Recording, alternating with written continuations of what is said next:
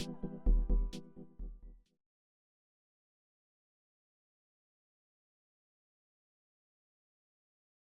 everyone. As you mentioned, my name is Arash. I'm a data scientist at Dropbox. And I spend most of my day, sorry, I hear a lot of echo. Is that normal? Yeah, okay. Okay, good to know. Yeah, so I spend most of my time working with text data, building NLP workflows.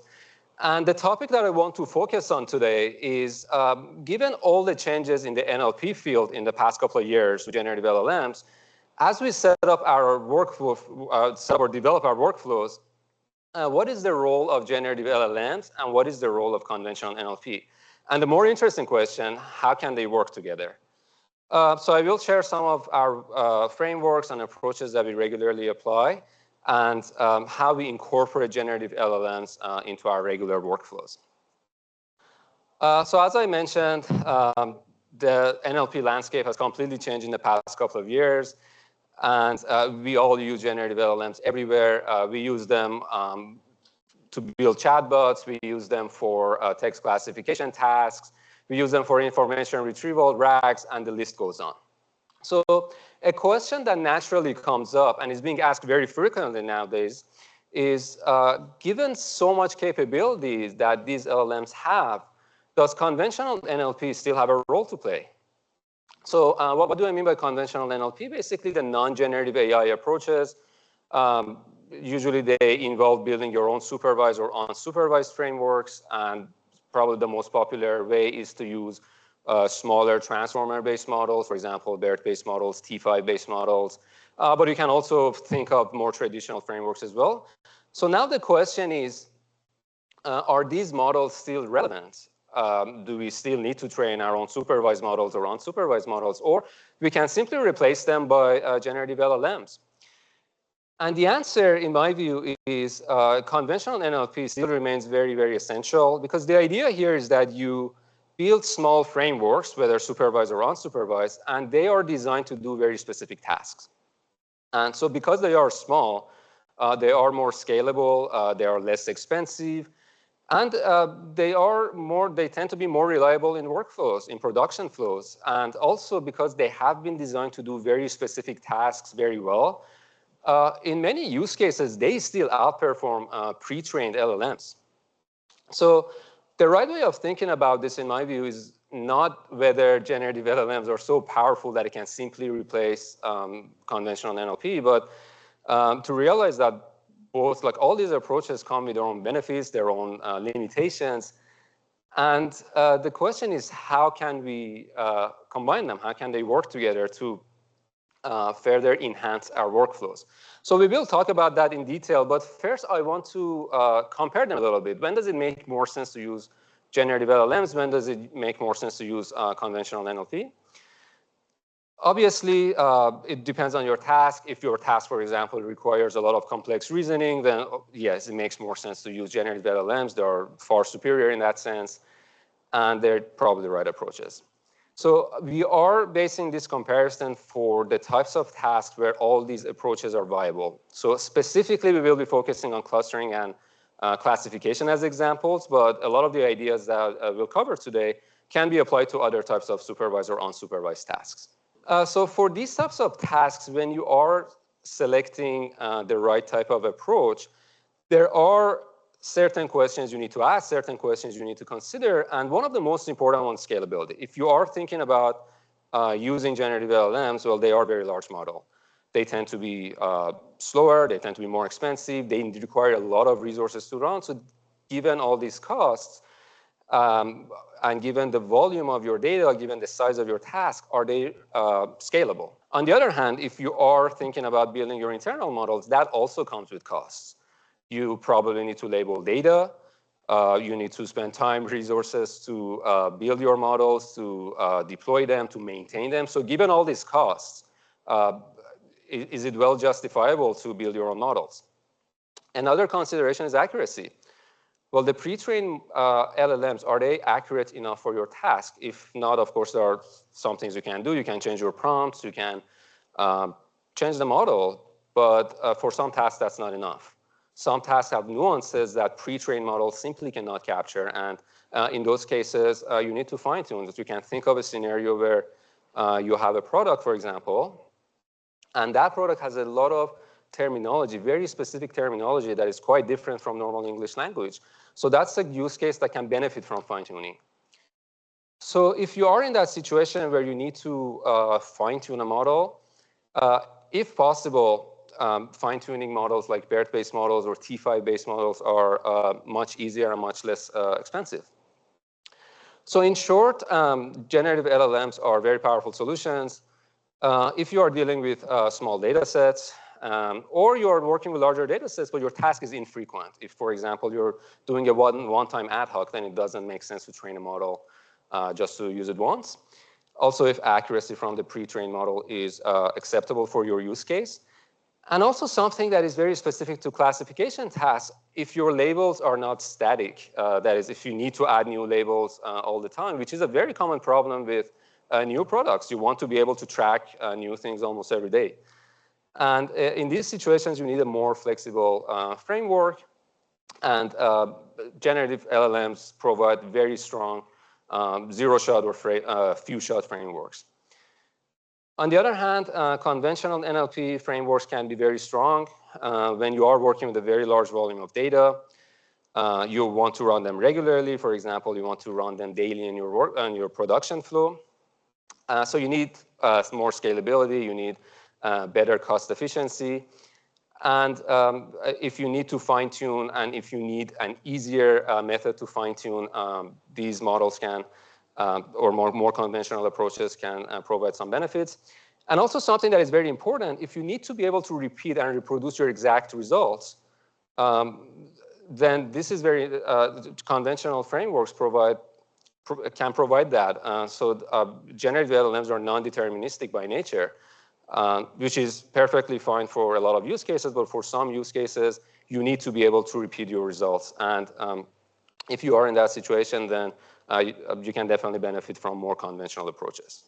So that meant to be a quick overview of a quick comparison between their benefits and limitations, depending on the situation.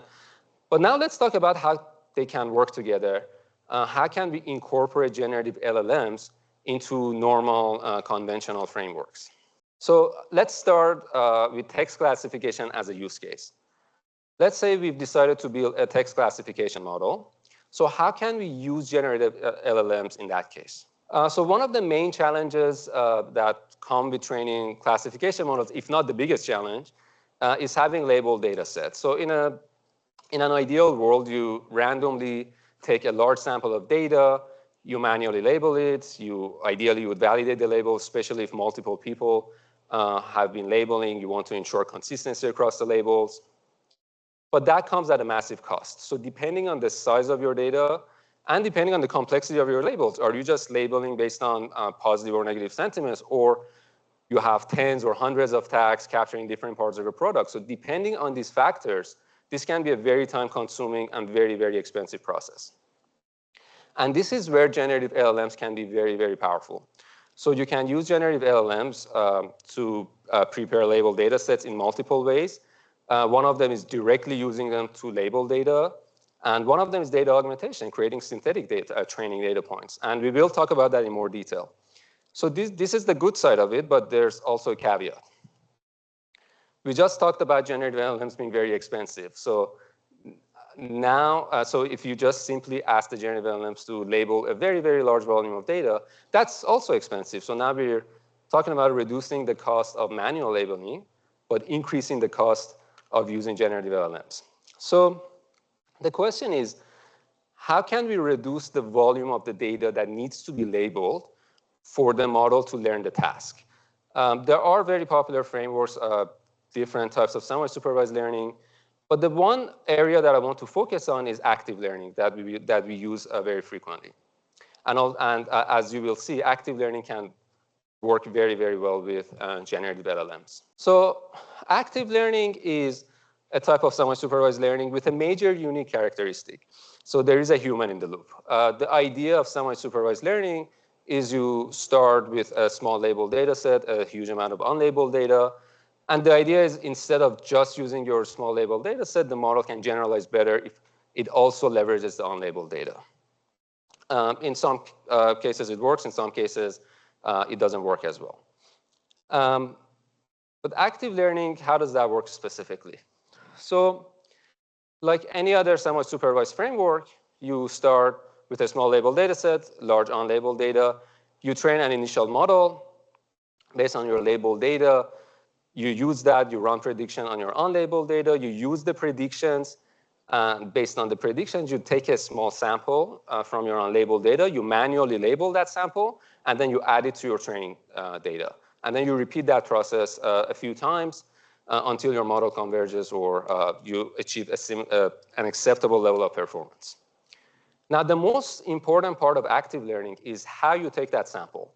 There are many sampling strategies, but they are based on two general ideas, uncertainty sampling and diversity sampling. So uncertainty sampling basically says, take the data points that the model is uncertain about. So these are weak points of the model.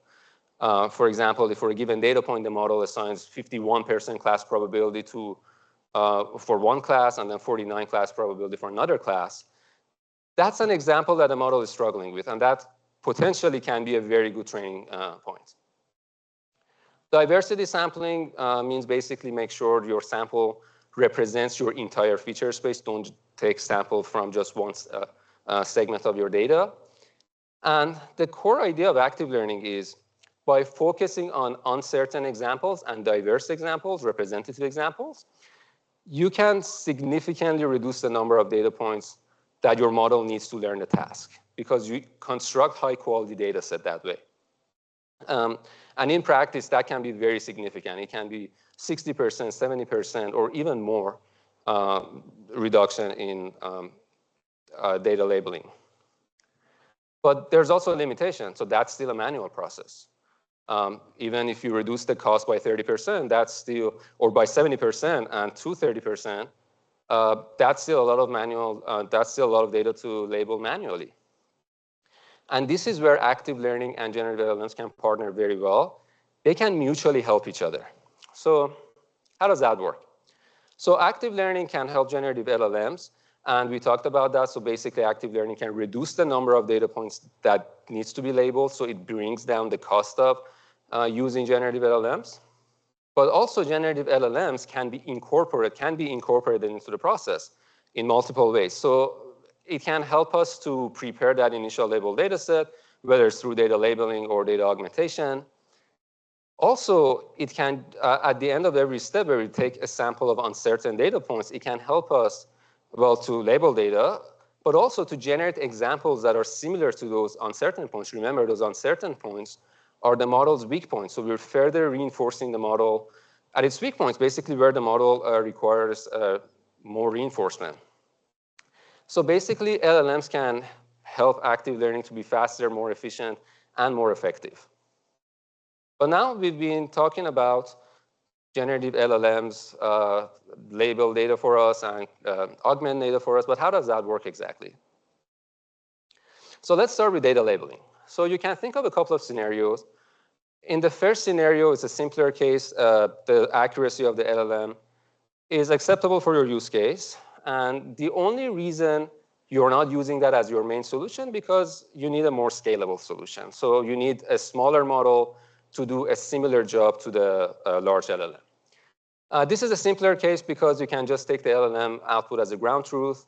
There is no manual work required. And a great example of that is extractive summarization. You can turn an extractive summarization task into a classification problem. And typically, generative LLMs are excellent at extracting the right information from text. So you can just take that LLM output as your labels.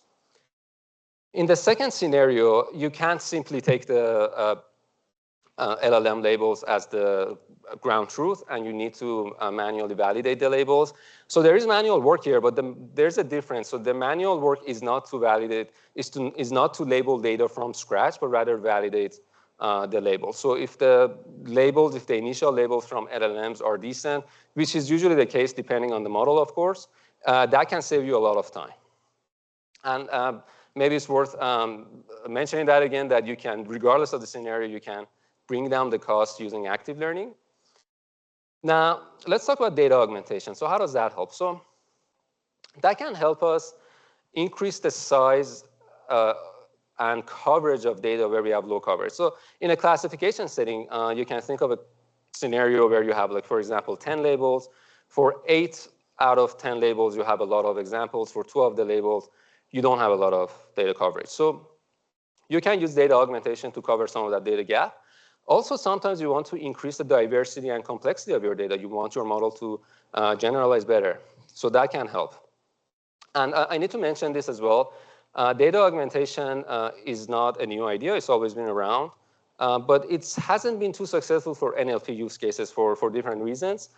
But with powerful generative LLMs that we have today, it's a completely different story. And we will see how it works. So one strategy is to use simple static set of instructions. In this scenario, for example, you explain the context to the LLM, you provide some examples, you explain the label that you're interested in, and then you provide examples from your real data, and then you ask the LLM to generate some examples. A sample prompt would be, imagine you're a customer, describe your experience about this particular label, here are some examples from some other customers, and then write 10 or 20 of your own reviews. There's nothing wrong with that approach. The output is perfectly fine. But there's one limitation, that the data points that you generate can be too similar. So the diversity in the data might be lacking.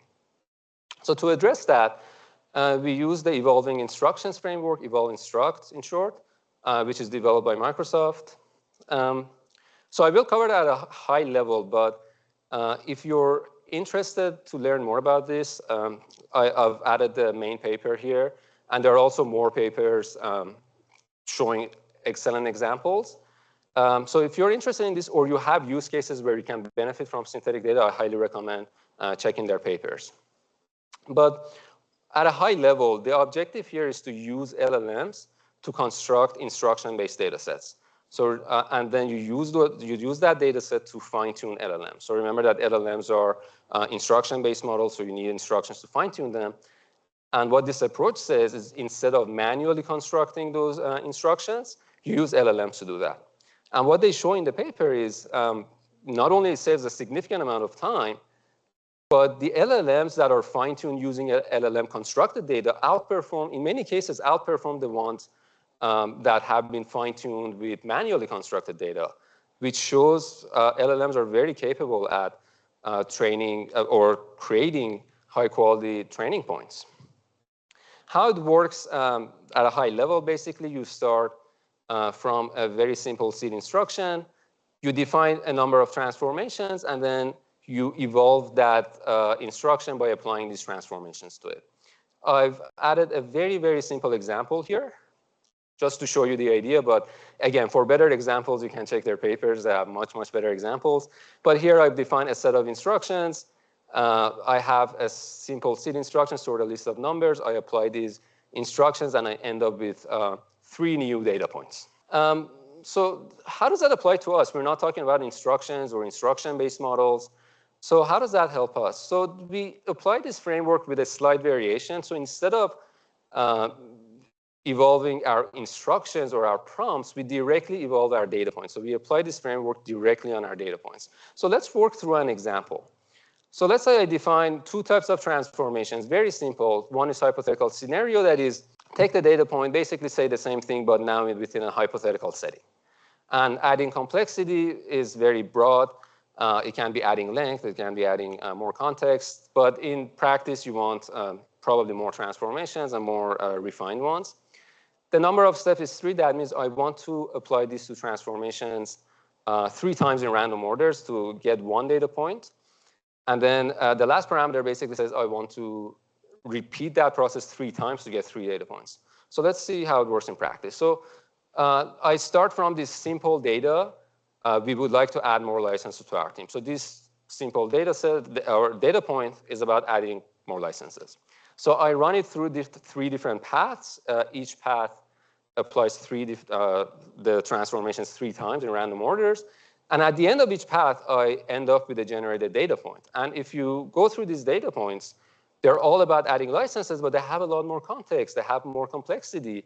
And they are diverse. They're different from the initial example as well. And you can increase the diversity by refining your transformations that you define. And also, you can play with the parameters and increase the number of generated data points. So you can use this framework to significantly increase the size of your data, but also the quality of your data. So these are some examples that can be where generative LLMs can combine with more conventional text classification tasks. Now let's briefly cover clustering tasks. So how can we use generative LLMs with text clustering? So clustering has multiple components. So one is pre-clustering, and that is to improve the quality of the clusters. The second component is post-clustering. After you cluster, cleaning and refining the clusters and turning them into insights. So let's start with the first one, that is pre-clustering. So regardless of your clustering algorithm, one of the major factors that would impact the quality of your clusters is the quality of your embedding models. So specifically for clustering tasks, why would we need to fine-tune embedding models? Well, when you fine-tune embedding models, you basically help the embedding model to focus on the relevant information for your task. Otherwise, you can build clusters on a set of information that you don't really care about for your task. So that's what basically fine-tuning does. It points to your embedding model to the right set of informations. And also the second thing is what we talked about, scalability. You might have a very, very powerful embedding model, but it's large, it's slow, and it's not scalable. So you can fine-tune much, much smaller embedding models and basically achieve a similar level of performance. But how do generative LLMs help? It's a very similar situation to classification. To fine-tune, we need labeled data. And that's the main challenge with them. And how do we use generative LLMs to label data? We can do that in multiple ways. One of them is basically using the exact same strategy as classification, except there's a difference here. So with classification tasks, you usually start with a set of predefined labels. But for clustering tasks, you probably don't have that luxury. So you can use LLMs to actually build your labels. So you can use them to identify relevant topics for your task. So for example, in our context, in Dropbox context, that would be topics like file sharing or upload issues. And then you can turn those topics into labels. So once you have those labels, then you can label your data in the exact same way we talked about as classification tasks. And once you have the labels, once you label your data, you can basically create positive or negative pairs if you're using contrastive learning as your objective functions, or basically triplets if you're using triplet loss learning or for any type of objective function you can pick through your data. The second method is directly labeling for your objective function. So if you're thinking about contrastive learning, basically present 2 texts to the LLM, ask the LLM if they're similar. If they are similar, that's a positive pair. If they're not similar, that's a negative pair. What about post-clustering? So after we cluster, we need to refine, we need to clean the clusters, we need to turn them into insights, as I mentioned, and that can be a very time-consuming task, and that can be a highly manual task. So LLMs are excellent at doing those tasks. So let's see how that works. So LLMs can help us to summarize the cluster. So traditionally, we relied on very simple keyword-based approaches like class-based TF-IDF, basically extract a set of keywords for each cluster. But now we can use generative LLMs to generate summaries at any level we want. We can have a simple phrase to label the cluster. We can have the LLM to describe the cluster. We can extract the sub-themes of each cluster. The second way that it can help us is basically cleaning and refining the cluster. So oftentimes when we finish clustering, we go through the clusters. We see which ones are semantically very similar, even though they have a different set of keywords.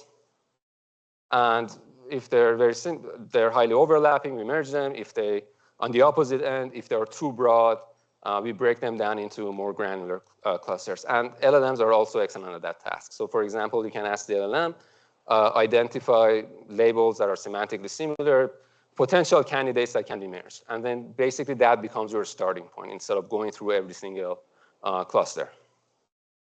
And then a third idea, which is interesting, you can use LLMs as cluster evaluators.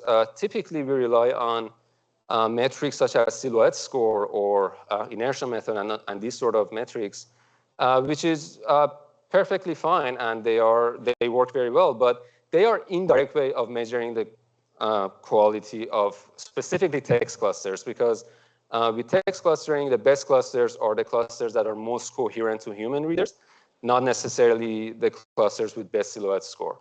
So we can use LLMs to get a more direct measure of cluster coherence or cluster quality. So these are just some ideas where LLMs can help with text clustering tasks. Just to finish my talk, I want to emphasize a couple of points again. And that is, we all know that generative LLMs, how powerful they are. We all use them every day for every task. But that doesn't mean they're always the optimal solution. If we need more scalability, if we need lower cost, if we need more control, easier fine-tuning, and so on, conventional NLP frameworks still provide very, very powerful frameworks. And one key takeaway that I hope the examples show that these different approaches and frameworks can work very, very well together. Thank you for the interesting talk. So for classification and clustering is where primarily this approach is feasible. Now, large language models themselves use embeddings internally, right? But so if the scalability cost is not a problem, would they be as accurate, or is accuracy also an issue with LLMs compared to the traditional models? It can be, so it really depends on use case. So if you can try building zero-shot or few-shot frameworks to pre-train models, and then you can see sometimes they do outperform the model. So it really depends on the task. And if they do, then you really don't need to train a model, right? Because that also has its own cost. But sometimes, yeah, like especially in those cases where you have tasks, where you have nuances or like specific terminology that pre-trained models don't have that kind of context, then those are the cases where you can benefit from fine-tuning. Now, when you fine-tune, you may decide that it's perfectly scalable to fine-tune a llama model, for example.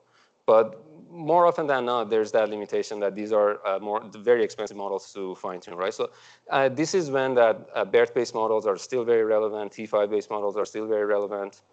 And just to add one point, so as I mentioned earlier, like these types of frameworks can be applied just equally well to other types of supervised or unsupervised tasks. One example is we talked about fine-tuning embedding models in clustering setting, but that can also apply to RAGs. I mean, RAGs are only as good as your embedding models, right? So this is where, for example, RAGs can benefit from fine-tuning. And in terms of supervised learning, you can think of a more scalable summarization or more scalable translation. These are generative use cases, but they're still supervised, right?